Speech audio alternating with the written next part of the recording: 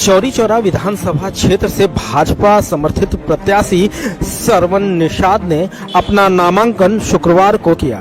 नामांकन में उनके साथ निषाद पार्टी के राष्ट्रीय अध्यक्ष डॉक्टर संजय निषाद, सांसद प्रवीण निषाद सहित अन्य समर्थक मौजूद रहे।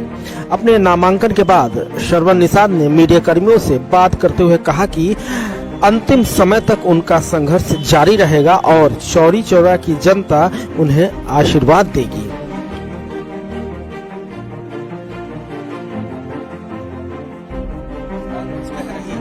बताइए। सबसे पहले तो मैं भारतीय जनता पार्टी के शीर्ष नेताओं, माननीय देश के यशस्वी प्रधानमंत्री मोदी जी को, गृह मंत्री अमित शाह जी को, केंद्रीय शिक्षा मंत्री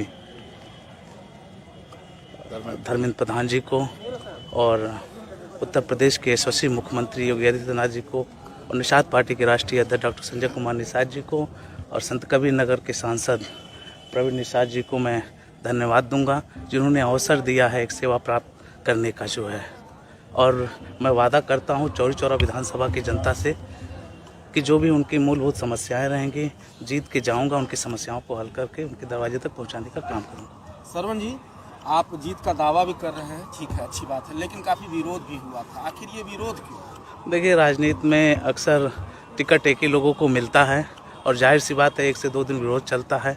बाकी शीर्ष नेताओं का और निषाद पार्टी के राष्ट्रीय अध्यक्ष जी का आशीर्वाद प्राप्त है और जल्द ही इसका भी परिणाम सामने। जमीन तो आपने ग्रामीण क्षेत्र से तैयार की थी, अब अचानक वहाँ पे लॉन्च किया जाएगा, कठिनाई हो जाएगी क्या? देखिए, जीत तो शीर्ष नेताओं के आशीर्वाद से मिलती है और शीर्ष नेताओं ने मुझे आशीर्वाद दिया है चौरी चौरा विधानसभा चुनाव लड़ने के लिए और उस पे मैं खरे उतरूंगा। क्या प्राथमिकताएं रहेंगी आपकी? देखिए, मूलभूत समस्याएं जो शिक्षा, रोजगार, चिकित्सा, इन सब चीज़ों को लेके जो समस्याएं हैं उन पे मैं खरीद। वैसे माननीय योगी आदित्यनाथ जी ने बहुत सारा काम इस उत्तर प्रदेश और गोरखपुर की धरती से किया है, उसको आगे बढ़ाने का हम काम करेंगे। बीजेपी से अलायंस हुआ है, कितना फायदा पहुंचेगा?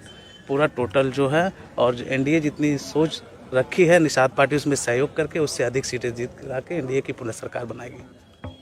उत्साह के इस नामांकन में जो कमज़ोर वर्गों की राजनीति करने वाले, जिनकी 2 जून की रोटी कपड़े मकान छीने गए थे, उसकी शुरुआत मैंने की थी और उसमें निषाद पार्टी लगातार यहाँ से संघर्ष करके यहाँ से सांसद भेजी।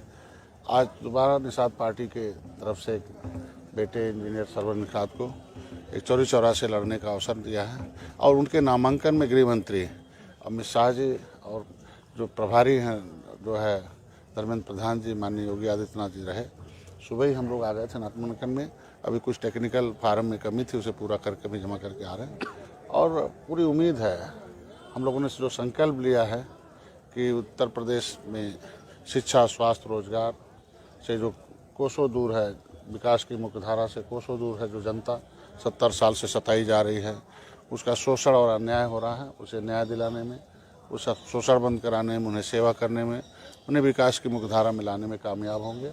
और ये राजनीति है, ये चुनाव है, चुन के जाकर अदालत में आवाज़ उठाने के लिए निर्बल इंडियन शोषित हमाराम दल ने इसीलिए दल का गठन किया है कि अब तक जो सभी पार्टियों ने नहीं कर पाई है उसे निर्बल इंडियन शोषित हमाराम दल उन निर्बलों की आवाज़ उठाएगी। उसे भारतीय जनता पार्टी ने अवसर दिया है अपने साथ लेकर उस आवाज़ को उठाने के लिए एनडीए।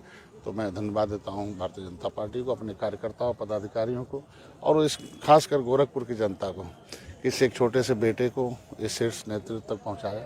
पूरे आज देश ने पूरी दुनिया में अपनी आवाज़ को उठाने और बुलंद रखने में आपने किया। तो यहाँ की मीडिया को भी मैं धन्यवाद देता हूँ कि जो भी है हमारी आवाज़ को पहुँचाते रहे। आज ये चौरी चौरा में हम लोगों ने इंजीनियर सरवन निषाद जी का पर्चा हम लोगों ने आज के दिन माननीय योगी आदित्यनाथ जी के साथ ही उसे दाखिल किया। डॉक्टर साहब, सारी मेहनत तो ग्रामीण क्षेत्र में थी, क्या नए सिरे से मेहनत करनी पड़ेगी? बहुत चंद दिन ही बचे हुए हैं चौरी चौरा। हम लोगों ने 403 विधानसभाओं को जीतने का लक्ष्य निर्धारित किया एनडीए ने। हम 403 विधानसभाओं में मेहनत करते हैं, हमारे पास सभी विधानसभाओं में कार्यकर्ता हैं। बेशक जड़ हमारी ग्रामीण थी, ग्रामीण हम चुनाव लड़े थे 2017 और हमारे 40,000 के आसपास वोट पाए थे और यहाँ के कार्यकर्ताओं को के भावनाओं को देखते हुए अनुरूप उनका काम नहीं हुआ। शीर्ष नेतृत्व ने जो तय किया है उसमें कुछ रणनीति होती है, उस रणनीति के तहत हमें चौरी चौरा दिया है। हमें गर्व है और हमें खुशी भी है कि उन्होंने कहा कि भाई जहाँ उजाला है वो तो उजाला कर ही दिए हो और सांसद जीतकर योगी आदित्यनाथ खुद वहाँ हैं। जहाँ अभी उजाला नहीं है वहाँ अब नहीं, जिसको जिम्मेदारी दी गई थी जिस प्रत्याशी को पिछली बार, वो नहीं कर पाए, वहाँ जाओ फिर वहाँ जीत कराओ, उसे उजाला करो।